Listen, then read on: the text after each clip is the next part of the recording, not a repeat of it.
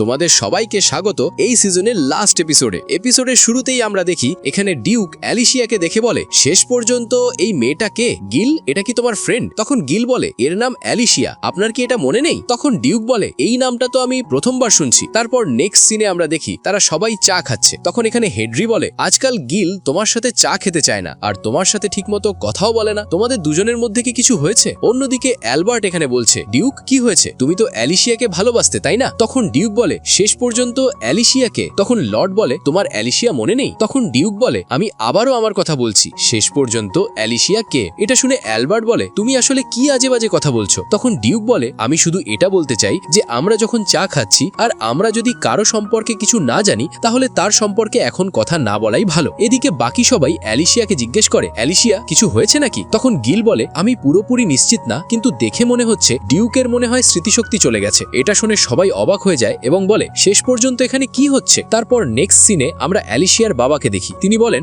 Duke তোমাকে এখানে ডেকেছে কারণ তোমার ওপর যে আইনি ব্যবস্থা নেওয়া হবে সেটা এখনই হবে। এটা শুনে সবাই আবারও অবাক হয়ে যায় এবং বলে, এখানে আসলে কি হচ্ছে? আগে ডিউক সব ভুলে গেল আর এখন আবার এইসব? তখন অ্যালিসিয়া বলে, আমি জানি না এখানে আসলে কি হচ্ছে, কিন্তু তবুও আমি সেখানে যাব। তার বাবা বলেন, তুমি চিন্তা করো না, আমিও তোমার সাথে যাব। আর তার মা বলেন, চিন্তা করো না, সব ঠিক হয়ে যাবে। নেক্সট সিনে আমরা দেখি তারা সবাই ক্যাসেলের ভেতরে যাচ্ছে। ঠিক তখনই অ্যালিসিয়ার বাবার কাছে কিছু লোক আসে এবং বলে, আপনাকে কিং ডেকেছেন। তখন অ্যালিসিয়া বলে, আপনি যান, আমি এখানে সব সামলে নেব। এরপর অ্যালিসিয়া সেখানে যায় এবং দেখে যে কিং আর বাকি সবাই তার জন্য অপেক্ষা করছে। এর পরের সিনে আমরা অ্যালিসিয়াকে দেখি যে সে সেখানে এসে পৌঁছায়। তখন জাজ বলে, আমি তোমারই অপেক্ষা করছিলাম। অ্যালিসিয়া মনে মনে বলে, মনে হচ্ছে আমি এখানে একটা ট্র্যাপে ফেসে গেছি, কিন্তু আমি এখনো বুঝতে পারছি না আসলে কি হচ্ছে। তখন জজ বলে, এখানে তোমাকে সব প্রশ্নের ঠিকঠাক উত্তর দিতে হবে। এদিকে এলিসিয়া মনে মনে বলে, এটাই সুযোগ প্রমাণ করার যে আমি একজন ভিলেনেস। এরপর জজ বলে, তোমার বিরুদ্ধে অভিযোগ আছে যে তুমি ডিউকের স্মৃতি মুছে দিয়েছো। এটা শুনে এলিসিয়া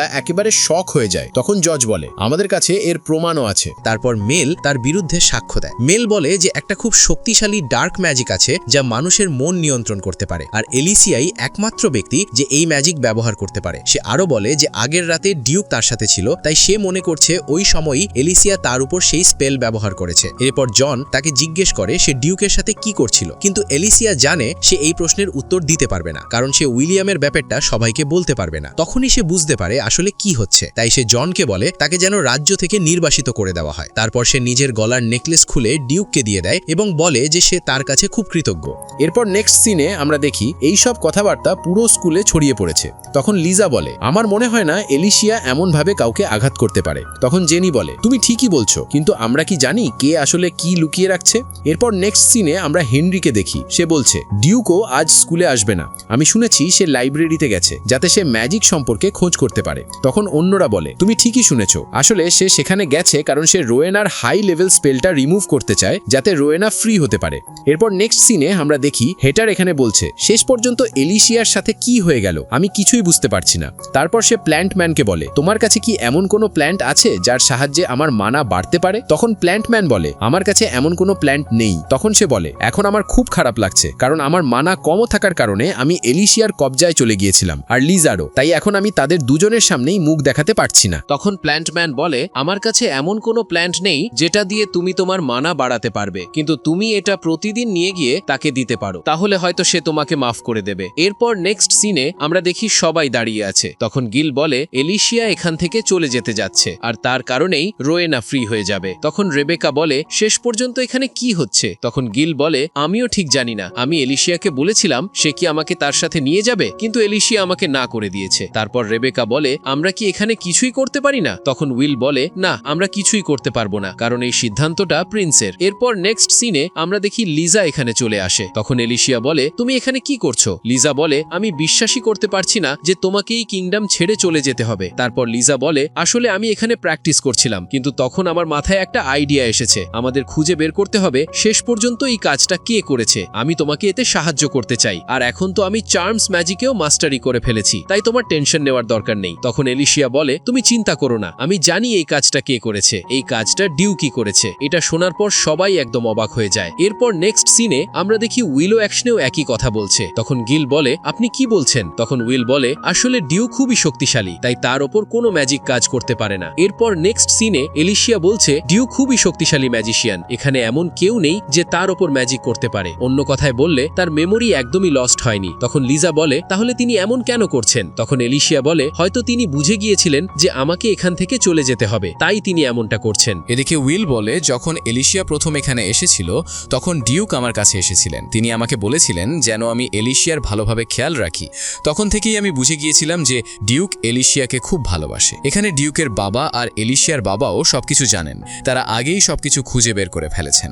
এরপর নেক্সট সিনে এলিশিয়া বলে আমাকে ডিউককে ধন্যবাদ জানাতে হবে, তার কারণেই আমি এখানে এত কিছু করতে পেরেছি। আমি এখন লোভেনা যাব এবং খুঁজে বের করব যে উলফ এখানে কি করতে এসেছিল। তারপর লিজা বলে ডিউক তো তোমাকে বলেছিল যে সে তোমাকে ভালোবাসে, তাহলে তুমি কি তাকে কোনো উত্তর দিয়েছো? এটা শুনে এলিশিয়া লজ্জা পেয়ে যায়। তখন লিজা বলে তোমার রিয়াকশন দেখেই আমি বুঝে গেছি যে তুমিও তাকে ভালোবাসো। তোমার উচিত তার কাছে গিয়ে তাকে বোঝানো, কারণ খুব কষ্টে মানুষ জীবনে ভালোবাসা পায়। এরপর নেক্সট সিনে আমরা দেখি এলিশিয়ার বাবা বলছেন প্রিন্স আর তার বাবাও এই সবকিছু জানেন। তারা অনেক আগেই এমন একজন মানুষকে খুঁজছিলেন যে লোভেনায় যেতে পারবে, কিন্তু এই কাজটা খুবই কঠিন ছিল। অবশেষে তারা এলিশিয়াকে পেয়েছে। এরপর নেক্সট সিনে আমরা দেখি এলিশিয়া গিলকে একটা চিঠি দিচ্ছে। সে বলছে দয়া করে এই চিঠিটা ডিউককে দিয়ে দিও, যদি আমি নিজে তাকে দিই তাহলে জানি না আমি আবার ফিরে আসতে পারবো কিনা। এই চিঠির মাধ্যমে আমি তাকে ধন্যবাদ জানিয়েছি, কারণ তিনি আমাকে আমার স্বপ্ন পূরণ করতে সাহায্য করেছেন।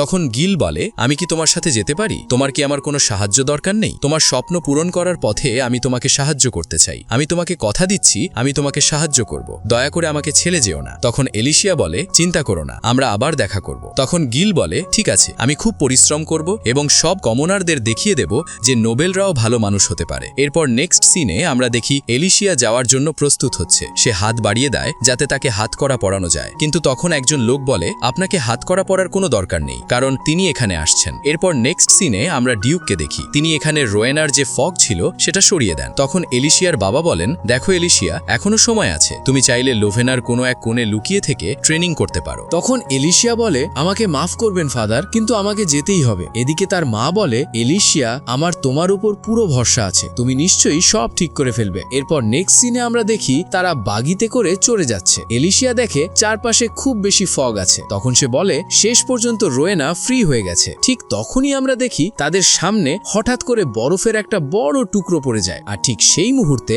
হঠাৎ করেই ডিউক সেখানে চলে আসে এবং এলিশিয়াকে কিস করে। এরপর নেক্সট সিনে আমরা দেখি হিট এখানে জিজ্ঞেস করছে তুমি কে? তখন লিজা বলে আমার নাম লিজা। তখন সে বলে তুমি এটা কি করেছো? লিজা বলে আমি এখানে প্রিন্সকে সাহায্য করেছি। তখন হিট জিজ্ঞেস করে প্রিন্স কোথায় গেছে? তখন মাইলা বলে প্রিন্স টেলিপোর্ট ম্যাজিক ব্যবহার করতে পারে, তাই সে টেলিপোর্ট হয়ে সরাসরি এলিশিয়ার কাছে চলে গেছে, কিন্তু আমি তাকে শেষবার দেখতে পাইনি। এরপর ডিউক বলে আমাকে মাফ করে দিও, কিন্তু এটাই একমাত্র উপায় ছিল যাতে লোভেনায় যাওয়ার আগে আমি তোমার সাথে দেখা করতে পারি। তখন এলিশিয়া বলে আপনাকে মাফ চাওয়ার কোনো দরকার নেই, আর আমি এই দিনটা কখনো ভুলবো না, বরং এর বদলে আমারই আপনাকে একটা গিফট দেওয়া উচিত। এটা বলেই এলিশিয়া ও ডিউককে কিস করে। এরপর আমরা দেখি এলিশিয়া বলে আমরা দেখিয়ে দেব যে আমরা সত্যি একটা ভালো কাপল, এবং তাকে বলে যেন সে তার ফেরার জন্য অপেক্ষা করে। সে প্রতিশ্রুতি দেয় যে তারা আবার দেখা করলে সে তাকে পুরস্কার দেবে। ডিউক তখন মজা করে বলে যে সে সত্যিই খুব দুষ্ট। তখন অ্যালিসিয়া তাকে তার পরিকল্পনার কথা বলে, সে ইতিহাসের সবচেয়ে বড় ভিলেন হতে চায়। এরপর দৃশ্য কেটে লিয়ার কাছে চলে যায়। লিয়া জানায় যখন অ্যালিসিয়ার বয়স 7 বছর ছিল